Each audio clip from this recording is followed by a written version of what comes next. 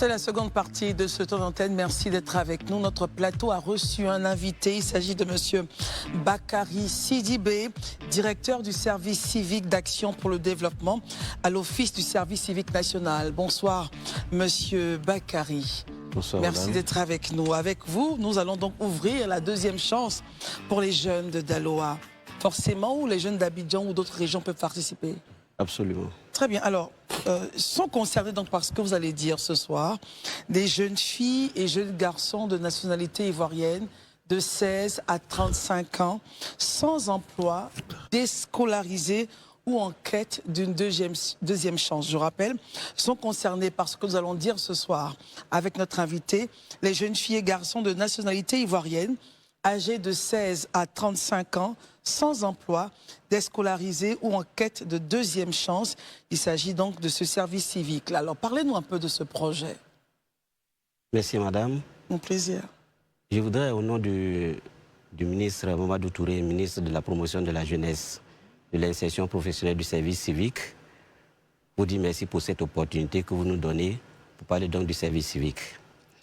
Alors, le service civique, c'est cette école de la deuxième chance qui allie la formation civique et citoyenne et l'apprentissage à un métier et qui permet, comme vous l'avez dit tout à l'heure, aux jeunes déscolarisés ou analphabètes, aux jeunes ivoiriens d'âge compris en 16 et 35 ans, qui n'ont pas de métier, qui n'ont pas de formation, d'avoir une opportunité de parfaire leur comportement, mais aussi d'apprendre un métier en vue donc de s'insérer efficacement dans le tissu économique.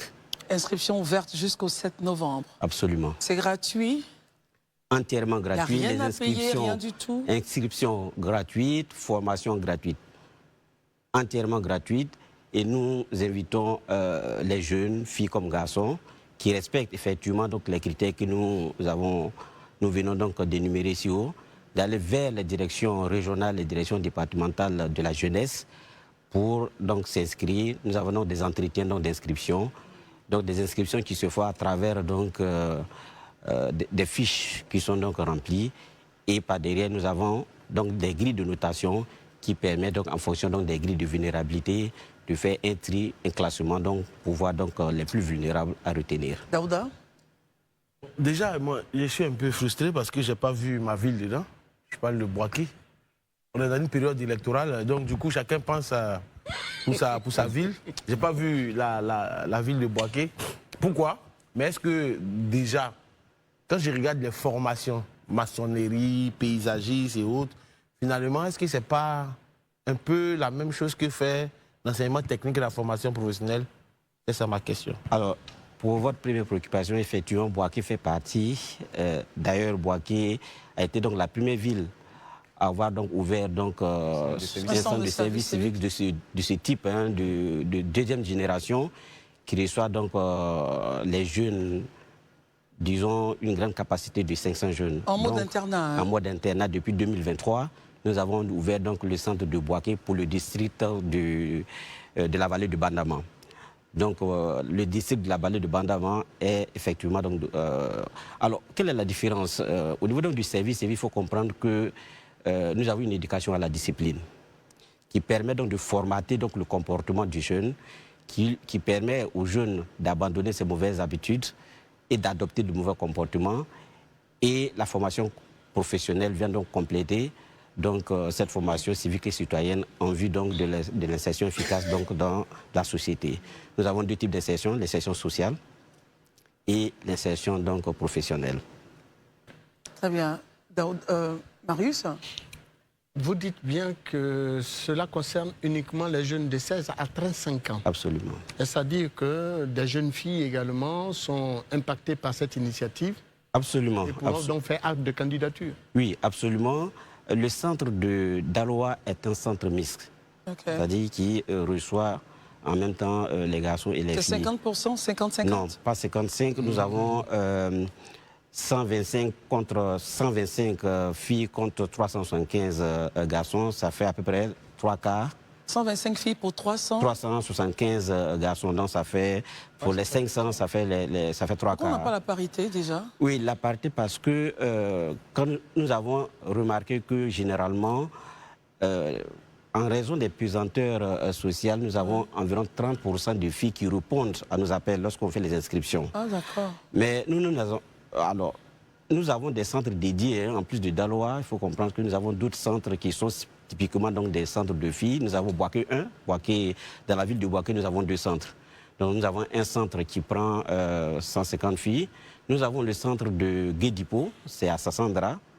Donc c'est un centre typiquement fixe qui prend donc 100 filles. Et nous avons le centre de Gengrini à Bundiali qui prend uniquement des filles. Donc quand on fait la sommation donc, de tous ces centres-là qui prennent des filles et les centres qui sont dédiés aux garçons qui sont Bembresso et Boaké 2, on se retrouve vers la parité. Mais il faut reconnaître que souvent, on a des difficultés pour trouver des filles qui viennent s'inscrire. Et nous encourageons effectivement donc, les filles à pouvoir s'inscrire massivement parce que nous avons les infrastructures qui sont donc disponibles pour les accueillir. Arnaud Goï. Oui. Excusez-moi, Marie, une petite relance. Alors, pour tous les métiers que vous avez identifiés, quel est le temps consacré pour la formation pour chaque métier? Alors, je vais expliquer très brièvement la procédure d'identification que nous avons adoptée pour Daloa. D'abord, nous avons adopté une approche participative et inclusive avec les acteurs économiques locaux, notamment la Chambre des métiers locale, l'ANADER locale, tous les acteurs qui sont donc locaux. Donc nous avons échangé avec eux pour voir les opportunités dans la ville de Daloa, dans la région du Haut-Sassandra et aussi dans le district Sassandra-Maraoué. Ensuite, nous avons interrogé les jeunes eux-mêmes à travers nos grilles d'inscription, puisque nous proposons ces métiers que nous avons identifiés, nous proposons ces métiers dans la grille donc, de sélection. Donc les jeunes, en s'inscrivant, cochent les métiers qu'ils veulent et nous avons laissé une opportunité aux jeunes de pouvoir dire quel autre type de métier il souhaiterait avoir si toutefois son choix n'est pas parmi donc, les propositions que nous faisons. Et c'est en marchant donc ces deux propositions, ces deux approches que nous arrivons donc nous avons défini bien sûr donc les métiers que nous avons à Daloa qui sont les métiers prioritairement les métiers donc du bâtiment. Mais nous avons fait une innovation, nous avons donc la menuiserie aluminium qui n'est nulle part dans aucun de nos centres que nous allons insérer donc dans le centre de... Et l'agriculture, parce qu'on sait qu'on a évidemment, l'agriculture, l'agro-pastoral, nous avons tout ce qui est maçonnerie, carrelage, électricité, bâtiment, plomberie et agro-pastoral. Et paysagiste, évidemment, parce que vous voyez que l'aménagement même du site du centre de service civique de Daloa nous invite déjà à avoir donc une filière paysagiste parce que nous avons un terrain bien aménagé, nous avons donc l'espace à aménager, mais plus également nous voulons donc expérimenter donc cette filière-là dans la ville, dans la localité, dans le district. D'accord. Arnaud Goï. Oui, moi j'ai deux questions rapidement. Premièrement, ces jeunes sont surtout en quête d'opportunités. Pourquoi on allie la formation civique pourquoi c'est important d'allier la formation civique à la formation professionnelle? Et puis la deuxième question, c'est est-ce que si on développait davantage l'enseignement professionnel dans notre pays, est-ce que ça ne réduirait pas le nombre de jeunes justement qui sortent du système classique et puis n'ont pas de formation? On est obligé de faire beaucoup de programmes comme ça qui sont coûteux. D'abord, il faut reconnaître qu'en toute chose, il faut le bon comportement. Il faut la discipline. Il faut le respect des normes et des règles. Même si vous avez la connaissance technique, vous avez donc l'expertise, que vous n'avez pas la discipline, c'est très difficile donc de pouvoir efficacement, je vais dire, donner donc des réponses satisfaisantes. Donc, raison pour laquelle nous mettons un accent particulier sur la formation à la discipline, la formation civique et citoyenne, pour permettre aux jeunes d'adopter de bons comportements et donc de délaisser donc des réflexes, de mauvais réflexes qu'ils ont pu adopter. Et donc, ce bon comportement qui vient donc s'ajouter dans la formation civique et citoyenne lui donne beaucoup plus d'opportunités d'insertion dans la vie économique. Donc voilà le choix qui a été fait par le gouvernement de mettre ce dispositif de service civique qui lie formation au comportement, encadrement militaro-civil et formation donc à un métier qui donne beaucoup plus de chances aux jeunes pour pouvoir donc s'insérer donc dans le tissu économique et dans la société, de s'engager aussi pour sa patrie efficacement. Élisée. La deuxième question. Ah oui, pardon, la deuxième question, désolé. Oui, c'est une complémentarité. C'est une complémentarité. Je sais que le ministère donc, de l'enseignement professionnel, l'enseignement technique, la formation professionnelle fait beaucoup d'efforts. Ce n'est pas la même cible. Nous, nos cibles, c'est bien indiqué avec donc, les critères que nous venons d'indiquer. Nous accueillons des analphabètes qui n'ont pas donc de niveau, je peux dire, de niveau scolaire requis. Chez nous, on n'a pas besoin d'avoir un niveau scolaire requis. Il faut l'engagement, il faut la dévotion, il faut que le jeune soit engagé. Donc c'est une complémentarité des dispositifs de l'État. C'est ça. Très bien, Élisée, on termine avec vous. D'accord, ok. J'ai vu tout à l'heure qu'il a dit que les curricula ont été d'un commun accord ou bien en adéquation avec la Chambre des métiers. Donc c'est sur les recommandations que c'était fait. Est-ce à dire que la question de l'insertion après la formation de ces jeunes-là est prise en charge avec cette chambre de métier-là? Ça, c'est la première question. La seconde, quelle est la durée de formation de ces jeunes-là? Et est-ce que vous pensez qu'au terme de cette formation, ils auront les capacités adéquates pour pouvoir vraiment être opérationnels sur le marché de l'emploi? Oui, alors la durée de la formation, c'est 6 mois. 6 mois. La formation que nous appelons la formation civique et citoyenne, ce que nous appelons la resocialisation de 2 mois, la formation qualifiante 4 mois. Alors, est-ce que nous pensons que c'est suffisant pour leur donner donc des chances donc, de performer, de se prendre en charge, se prendre en charge, oui, de s'insérer, puisque nous avons validé les curricula de formation avec les professionnels. C'est le volume horaire qu'il faut respecter. Voilà, puisque les jeunes sont en mode internat, les formateurs donc aussi ne sont pas loin, surtout les encadreurs militaires sont aussi en mode internat. Donc nous avons beaucoup plus de chances de donner donc le volume horaire nécessaire à ces jeunes-là. Alors, qu'en est-il donc du post-centre? Le post-centre, après donc il y a des stages. Il faut avouer effectivement que l'agence emploi jeune nous appuie donc dans ces recherches-là, mais également la Chambre des métiers. Et c'est ce qui fait que déjà nous collaborons avec eux au niveau donc, de la formation. Quand ils sont associés donc, au niveau donc, de la formation, par la suite, ils nous aident donc, à travers donc, les maîtres artisans donc, à mettre en stage.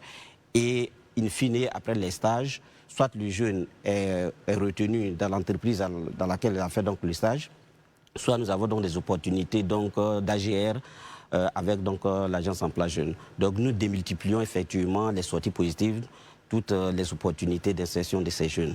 Très bien, alors on termine notre émission en réitérant votre appel aux jeunes de 16 à 35 ans de continuer à s'inscrire jusqu'au 7 pour pouvoir participer donc à cette formation de 6 mois à Daloa en mode internat. Dernier appel. Oui, je lance un appel aux jeunes, jeunes filles comme garçons ivoiriens, qui veulent avoir une seconde chance. L'État de Côte d'Ivoire a mis en place ce dispositif de service civique pour qu'ils puissent donc saisir cette seconde chance pour s'insérer efficacement dans la vie économique, pour parfaire leur comportement. Les inscriptions se poursuivent, les inscriptions sont gratuites, les formations sont également gratuites. Voilà, le numéro qui s'affiche, c'est le numéro 07 67 3 fois 67. Et puis le 07 54 58 48 57. Oui, mais ils peuvent aller également dans les directions régionales et les directions départementales de la jeunesse, physiquement munis donc de leur extrait de naissance ou de la photocopie de leur pièce d'identité pour se faire inscrire. Donc les inscriptions se poursuivent. Nous invitons vivement donc les jeunes à aller massivement s'inscrire pour saisir cette opportunité qui les attendait. Et kudos en tout cas au ministre de la Jeunesse, parce que cette formation-là, on a eu à voir des jeunes qui sont passés par ces 6 mois d'internat, mais totalement transformés dans la vision, la perspective en tout cas de travailler pour leur nation. C'est extraordinaire. Merci pour ce que vous faites. Merci beaucoup. Je rappelle que vous êtes le docteur Bakary Sidibé, directeur du Centre du service civique d'action pour le développement à l'Office du service civique national. On parlait principalement du service civique de Daloa, une deuxième chance pour les jeunes. Merci. Merci à vous. Merci de nous avoir suivis. Les programmes continuent sur la FTV. À demain, bonsoir.